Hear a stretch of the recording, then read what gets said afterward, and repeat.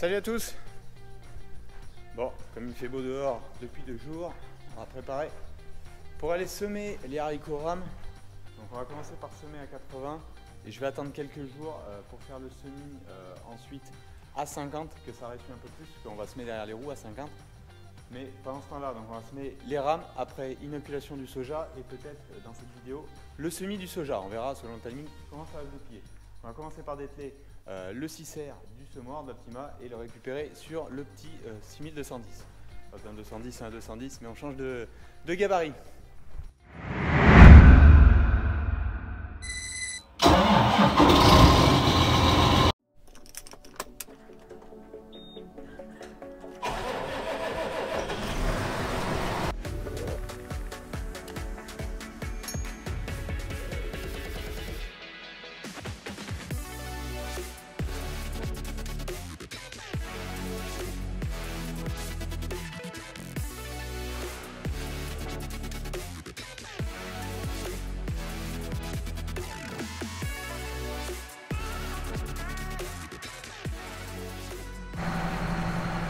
Allez, c'est déclé.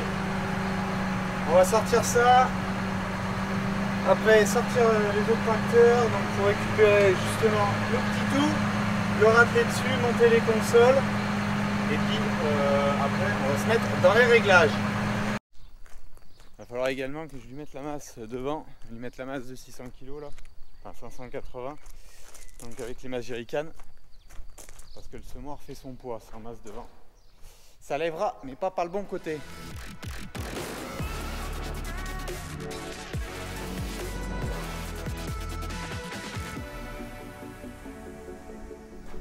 Sortir le petit tout, 26810. J'ai fait un peu de broyage hier.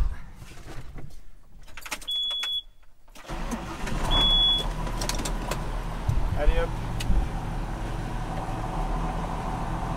Ça me reste encore à faire des tours de champ qui traînent un peu. Je ne vais pas présenter en vidéo, un peu partout. J'essayerai d'en faire quelques vidéos, enfin quelques prises lors du broyage des bornes enherbées. Mais il faut attendre encore un petit peu pour faire cela.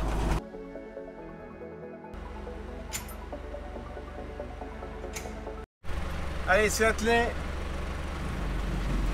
Ça lève. Ouais, ça tombe bien, ça lève et ça lève pas de l'avant, c'est déjà pas mal. Allez, on va sortir dehors pour finir de monter les boîtiers et puis faire les réglages. Donc là, j'ai attendu que ça a chargé sur les consoles. Hop. Donc on a bien le semoir qui s'affiche, le bus, ça c'est tout bon. Hop. Donc on va aller l'ouvrir pour qu'il soit bien à 80, ça donne plus de place pour travailler dessus aussi également. Hop, là il est ouvert.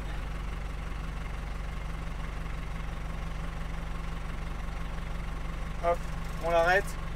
Donc maintenant on va aller démonter toutes les boîtes parce que je l'ai juste vidangé de maïs, mais démonter toutes les caisses pour faire tomber tous les grains de maïs, qu'il n'y ait plus aucun grain et qu'on soit en haricots purs. Je vais remplir de la semence dans un seul élément, le faire tourner avec une vitesse cible à l'arrêt. Donc ça c'est le gros avantage de ce semoir électrique, c'est que je peux le faire tourner comme s'il semait à l'arrêt, en étant le tracteur à l'arrêt. Ça me permet de contrôler moi et pouvoir trouver le bon réglage de mes sélecteurs pour avoir justement bien une seule graine par trou du semoir pour avoir un placement de graines le plus régulier possible. Donc je vais aller faire ça tout de suite.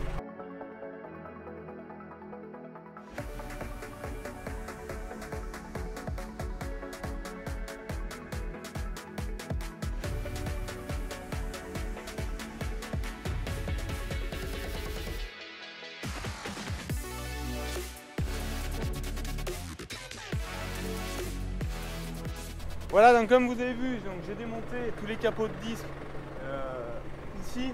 J'ai sorti une dizaine de grains en fait de chaque élément qui se coince à des endroits, mais c'est une dizaine de grains. Mais comme on est sur de la semence de haricots, il faut vraiment être pur en termes de variété. C'est pour ça que j'ai nettoyé tout proprement. Ensuite, j'ai relevé aussi ma profondeur de semis. Là, je vais être sur un semis autour de 3 cm. Avec la roue de d'appui, elle devrait passer. Donc on verra tout ça. On n'a pas beaucoup à semer, on va semer tranquillement, on va voir. là je vais remplir un élément, lever mon smore, mettre une vitesse simulée avec un saut dessous et faire tourner pour pouvoir régler proprement mes sélecteurs. Donc voilà les haricots. Ils ressemblent étrangement à ceux de l'année dernière. Hein. En termes de taille, je pense qu'il n'y a pas bien de différence. Ils sont peut-être un petit peu plus gros, je suis même pas sûr. Non, je suis même pas sûr. Donc là maintenant, le but c'est d'en mettre un petit peu dans l'élément, de mettre à faire tourner. Là je vais démonter mon petit capot qui est sur le côté, de façon à ce que je puisse bien voir. Voilà. Que je puisse bien voir tous les trous des disques là et de régler qu'il y ait bien une graine par trou sur la vitesse. Alors je vais me régler sur une vitesse cible autour de 3 km/h et je vais semer aussi à peu près à cette vitesse. C'est pas une course de vitesse, il y en a un demi-hectare à faire ici de haricots rames, donc il faut le faire tranquillement et le faire proprement.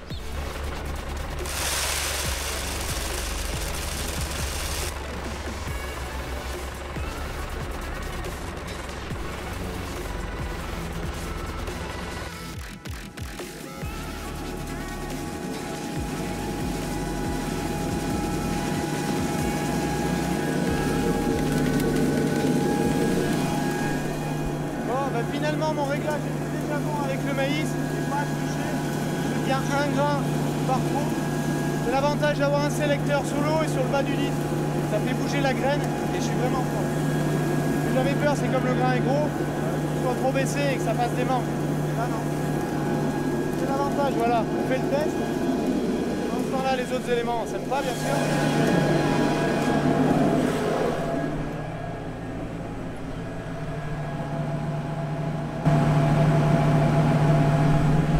Voilà, simplement. Densité, donc je suis parti sur 180 000 pieds à l'hectare. L'objectif c'est d'avoir 17-18 pieds au mètre carré.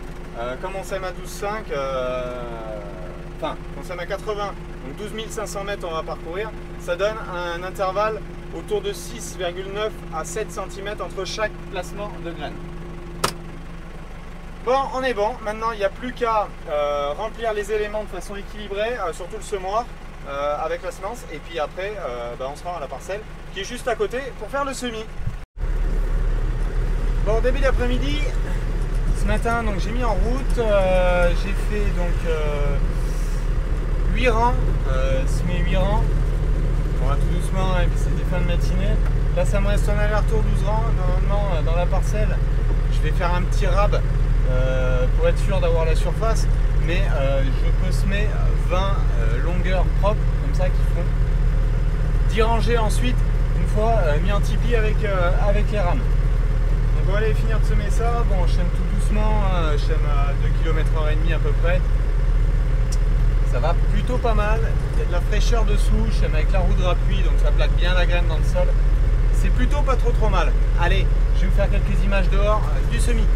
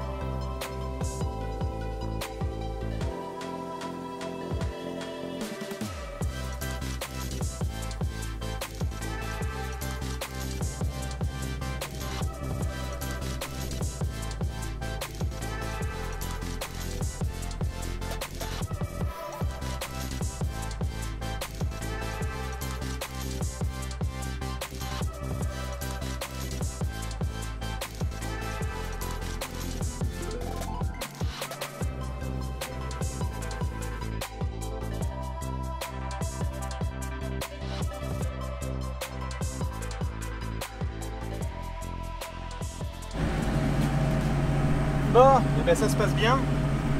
En semence, on était large. Ce qui était prévu, je sème à 180 000, j'avais de la semence ou un tout petit peu plus de 200 000 pieds à l'hectare. Donc l'objectif, c'est d'avoir à peu près 17 pieds levés et qui poussent au mètre carré. Donc un lancement 18 avec les facultés germinatives. En gros, on est dans le taf. Bon là donc je vais finir ma passée, donc là j'ai mis les gants de bande. Et ce que je vais faire, comme là, ça fait un petit triangle, je vais redescendre sur une toute petite distance ici avec les 6 rangs jusqu'à arriver dans la bande à peu près des noyers pour être pile poil, parce que là je suis à peine, je suis à 4800 mètres carrés et il m'en faudrait 5000.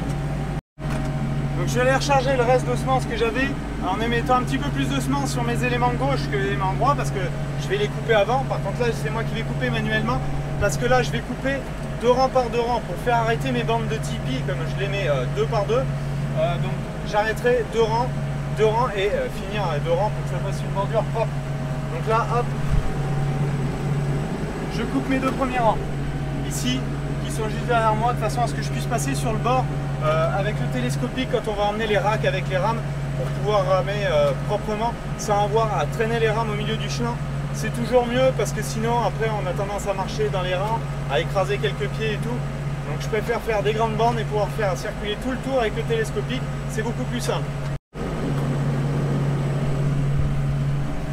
Je viens de recouper les 2 suivants, maintenant je chaîne juste avec les 2 éléments de mon côté gauche pour finir d'arriver à peu près dans les pointes juste devant, de façon à ce que j'ai des arêtes propres, clairement définies.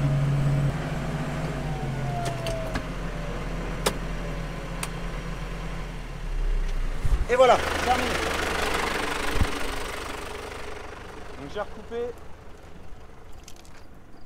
en semence, ça m'en reste un petit peu, j'en ai pas mal. Donc là comme ça, j'ai de quoi naviguer, parce qu'ici même si le semoir est passé, en fait c'est coupé. Donc on va pouvoir être bien pour passer entre la bande des noyers et disons 2 mètres à peu près dans le champ, pour passer avec le télescopique sans se mettre sous les branches des noyers et tout. Donc comme ça c'est pas mal.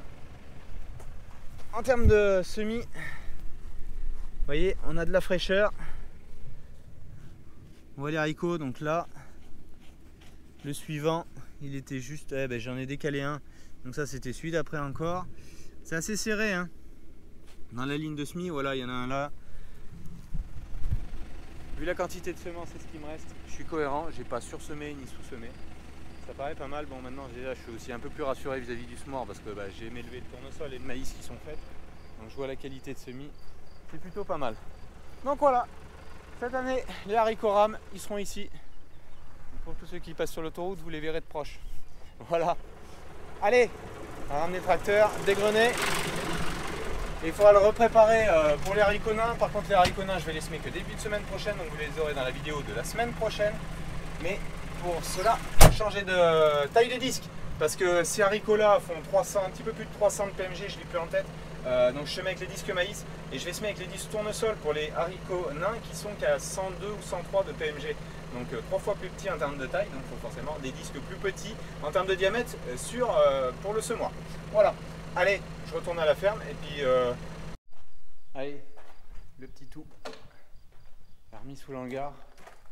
Coupe batterie, parce que le problème c'est que toute notre bidouille, si vous voulez, pour faire causer le semoir Isobus avec le GPS et tout restituer, j'ai un plus permanent qui reste tout le temps, donc si je mets pas le coupe batterie, ça me vide la batterie. Voilà. Bon, je l'ai retassé, mis à l'abri. Lui, ça c'est bon. On verra dans quelques jours. On va aller terminer la préparation pour les haricots aussi. Tout ne sera pas dans cette vidéo. Là, on a en fait pas mal de petits chantiers que je vais essayer de pouvoir vous filmer, qui devraient un peu changer un petit peu du quotidien que je vous présente. Ensuite, on mettra le semoir avec les cales de butée réglées à 50. Donc, je vais faire tous les réglages, changer mes disques à 80. Quand il est ouvert, on a beaucoup plus de place entre les rangs pour pouvoir faire cette intervention-là. Et ensuite, je mettrai les cales à 50 et je tasserai tout le semoir, 50 cm d'écartement, ce qui représente en gros ce que vous voyez ici, pour semer les haricots nains. Mais comme on va semer derrière les roues sur le tracteur, on va aussi considérablement descendre la pression du tracteur.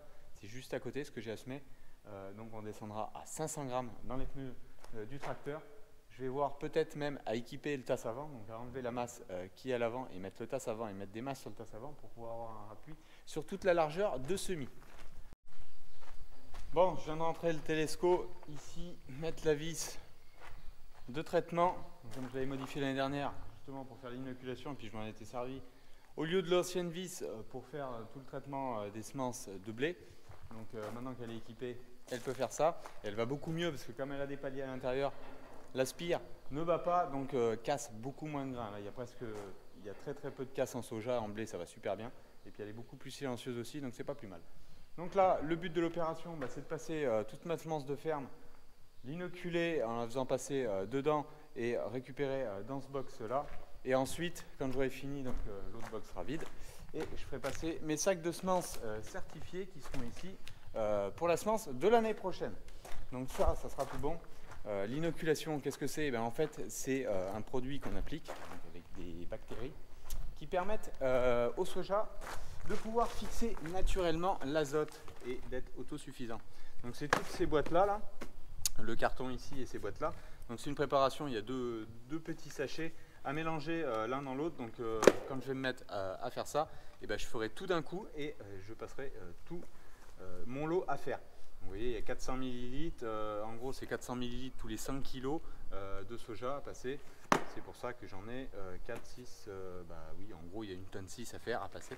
Parce que cette année, je vais semer beaucoup plus épais que l'année dernière. J'avais semé à 450 000 à peu près. C'était trop clair. Donc cette année, je vais semer, étant donné en plus que j'ai la semence, ça me coûte beaucoup moins cher. Donc je vais semer autour de 600, 625 000 pieds à l'hectare. Et non plus au monograine, mais avec le jeune dire, comme j'ai semé les colzas, en passant par une seule des têtes de distribution qui est juste derrière, et semer tous les 32 cm d'écartement. Voilà. Allez, donc on verra demain l'inoculation. Il faut la faire le plus proche possible, mais pas de la veille pour le lendemain, parce que comme on met un petit peu de bouillie, ça colle. C'est moins fluide dans les tuyaux et tout du semoir. Ce qu'il faut, c'est le faire à l'abri du soleil. Donc justement, c'est pour ça cette année que je me suis mis à l'intérieur. Et je passerai ça demain matin pour un semis dimanche matin, donc à peu près 48 heures après. Donc ça devrait être plutôt pas trop mal. L'année dernière, j'avais même dû le faire un petit peu plus anticipé encore. Donc là, je pense que je serai un petit peu mieux en termes d'efficacité de mon inoculation. Voilà. Allez, je vous retrouve demain matin.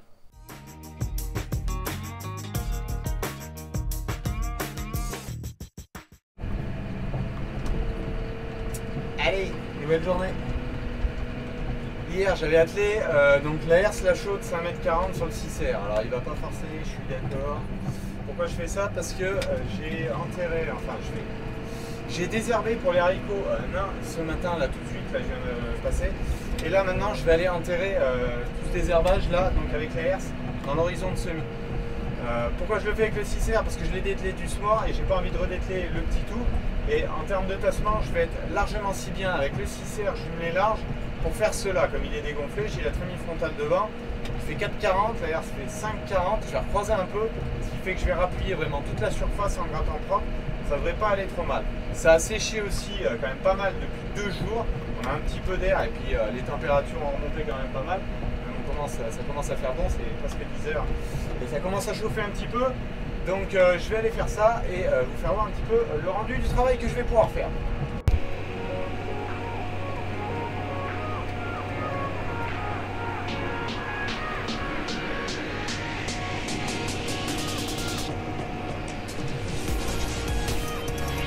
Donc comme j'ai la trémie frontale avec le tasse avant, donc ça fait un bon rappui pour le milieu du tracteur. Le jumelage large dégonflé à 500 grammes, ça fait son effet. Derrière, on voit même pas les traces de roue, ça a super bien séché. Je vais vous faire voir ça, mais c'est vraiment pas mal. Bon, l'avantage avec le 6R, là j'ai pas de pierre, donc je prends rien. Je roule à 17 km/h. Donc derrière, j'ai un rendu super fin, c'est plutôt pas trop mal. Bon, ça roule bien, ça fait du bon boulot. Ça finit tout arraché. Il y a quelques renouées là qui étaient pas fini de tomber. Vous voyez, c'est tout fini là. On a un bon matelas de terre fine. Malgré que le tracteur soit gros, il ne faut pas se focaliser à la taille du tracteur, mais plus à l'équipement pneumatique et aux pressions. C'est là, vous voyez, il y a vraiment de la terre. Là, on est même derrière les roues, vous voyez. J'ai vraiment un matelas de terre fine et plutôt bien sèche. Alors bien sèche en surface et j'ai de la fraîcheur dessous. Hein. De toute façon, en ce moment là, j'arriverai à choper. Parce que je vais repasser avec les roues, justement, ça rappuiera tout et j'aurai un bon contact sol-graine qui ne devrait pas être trop mal. Et vous voyez, ce que je finis d'arracher, donc ça plus le désherbant qui va être enfoui là, ça devrait être pas trop mal. Donc ça c'est la parcelle qui avait été labourée où on avait essayé, enfin le petit bout de parcelle, où on avait essayé la Sicor avec Verneland. J'ai juste passé un coup de combiné herse rotative avec mon vibro et là maintenant je finis avec la herse sourde.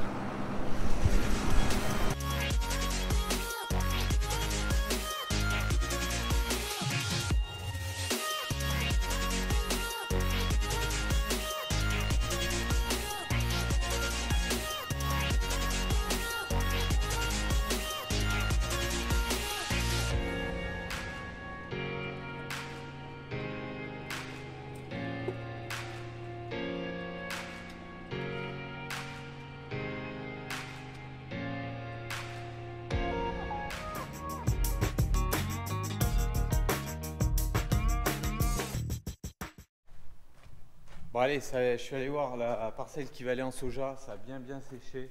Donc je vais inoculer pour un semis soit demain matin, soit dimanche dans la journée. On va voir comment ça va se goupiller. De toute façon, 48 heures, ça passe sur l'inoculation. Donc on va commencer à préparer tout ça. Je vais aller ouvrir les saches donc d'inoculum. Préparer la bouillie et brancher la vis. Juste à mettre le box dessus, le laisser couler tranquillement. Faire passer tout ça dans la vis et récupérer dans ce box là. Et ensuite, quand le premier sera vide, je ferai simplement, j'ouvrirai mes sacs qui sont juste là et les faire passer pour les mettre dans ce box. Comme ça, j'aurai deux box, un sur la semence certifiée pour la semence de l'année prochaine et sur ma semence de ferme pour tout le reste de la parcelle. Allez, donc là, je suis en train de préparer. Donc j'ai ouvert tous les cartons.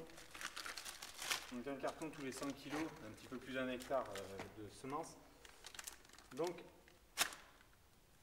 je prépare tout, je verse tout. Donc le gros sac, c'est les bactéries, donc l'inoculum.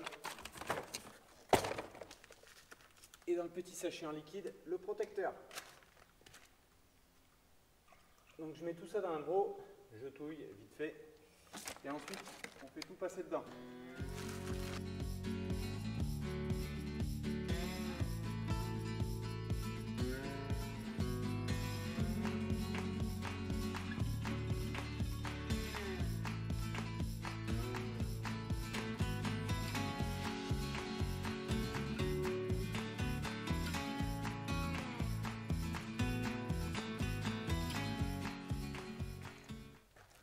Ouais, donc j'ai tout préparé dans les brocs, dans des petits flacons. Donc là, je vais mettre en route la vis, faire passer et faire rentrer doucement par ce tuyau là tout l'inoculum. Donc là, toute la bouillie est préparée. Maintenant, c'est tout bon. Allez, c'est parti.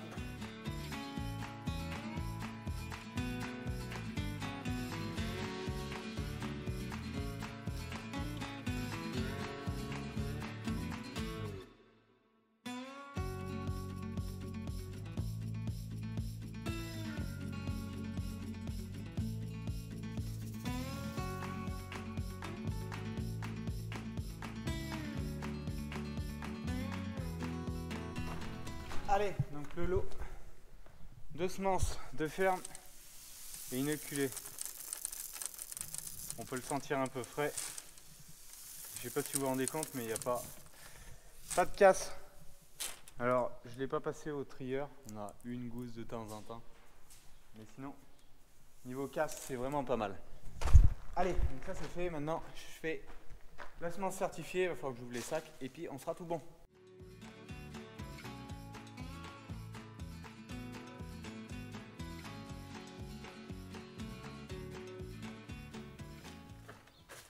Voilà, donc là j'ai préparé mes 8 sacs de semences, j'en ai mis 4, donc j'ai traité 5 kg par 5 kg. J'ai préparé mes deux saches pour mes 200 kg de semences certifiées ici, et simplement je mets en route et je fais couler doucement.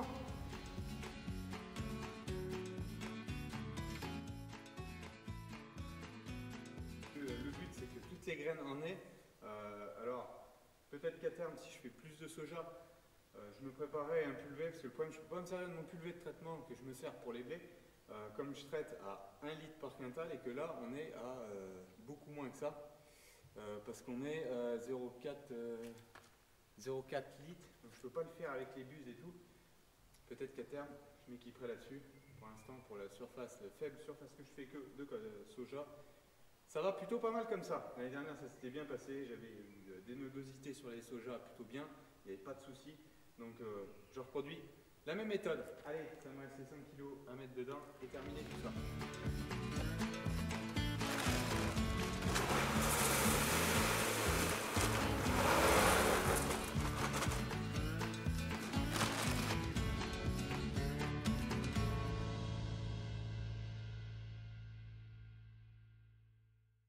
Voilà, terminé. Je vais faire revenir la vis en arrière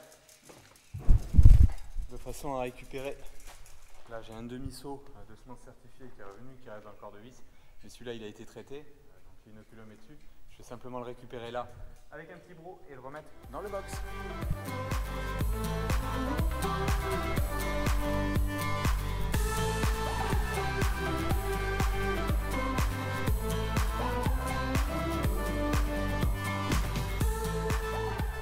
Bon ben voilà, inoculation faite, semoir préparé, il me faudrait simplement mettre le guidage dessus quand je vais être peu prêt pour y aller.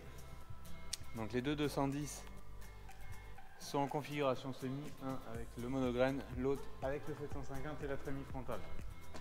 Donc j'aurai plus qu'à préparer ça et je vous présenterai ça, enfin préparer, régler la trémie frontale pour mettre que sur une rangée de disques le SMI pour être à 32 cm d'écartement. Mais tout ça je vous le présenterai dans la vidéo de la semaine prochaine. Allez, je vous dis bonne semaine à vous tous et puis à la prochaine. Ciao, bye bye.